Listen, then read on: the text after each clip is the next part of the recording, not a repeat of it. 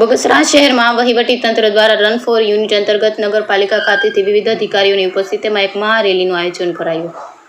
ગુજરાતમાં લોકસભા ચૂંટણીને હવે માત્ર 2 દિવસ બાકી છે, ત્યારે લોકો જાગૃતિ આવે અને વધુમાં વધુ મતદાન થાય તે અંતર્ગત વહીવટીતંત્ર દ્વારા મતદાન ચુનાવ અંતર્ગત અલગ અલગ કાર્યક્રમનું આયોજન થઈ રહ્યું છે. તેના ભાગરૂપે બગસરા નગરપાલિકા ખાતે પ્રાંત અધિકારી કેવી નંદાના માર્ગદર્શન હેઠળ રન ફોર યુનિટ અંતર્ગત એક મહારેલીનું આયોજન કરાયું.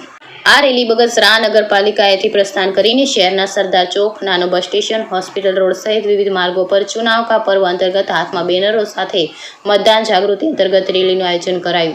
આ તકે બગસરા મામલતદાર, તાલુકા વિકાસ અધિકારી, પ્રાંત અધિકારી, નગરપાલિકા સ્ટાફ, શિક્ષણગણ સહિત વિવિધ વિભાગના અધિકારીઓ અને પદાધિકારીઓ ઉપસ્થિતિમાં મહારેલીનું આયોજન કરી આગામી 7 મેના રોજ વધુમાં વધુ મતદાન થાય તે અંતર્ગત મતદાન જાગૃતિ કાર્યક્રમનું આયોજન કરવામાં આવ્યું હતું.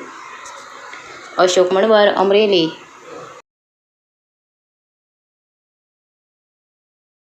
માટે મળ્યા તો બધાને ખબર હશે, લોકસભા 2024ની ચૂંટણી 7મી મેના રોજ યોજાનાર છે. 94 ધારી વિધાનસભા વિસ્તાર છે કે જેમાં અમરેલીમાં સૌથી ઓછું વોટર ટર્નઆઉટ જોવા મળે છે. એ માટે લોકોમાં જાગૃતતા આવે અને દરેક લોકો જે 18 વર્ષથી ઉપરની ઉંમરના છે એ લોકો મતદાન કરે, એની જાગૃતિ માટે આપણે રન ફોર વોટ એવો એક સાથે મળી અને બધા બગસરાની અંદર આપણે નીકળીશું અને દરેક લોકોમાં જાગૃતિ આવે એ માટેનો કાર્યક્રમ માટે આપણે ભેગા થયા છીએ. આમ તો ઘણી બધીમાં એક હાવ ટૂંકી વાત એવી છે કે મત છે એ આપણો અધિકાર છે અને આપણી ફરજ છે. તો આપણે આપણો ફરજ જો નિભાવીશું તો આપણે આપણો અધિકાર છે એ સારી રીતના ભોગવી શકીશું.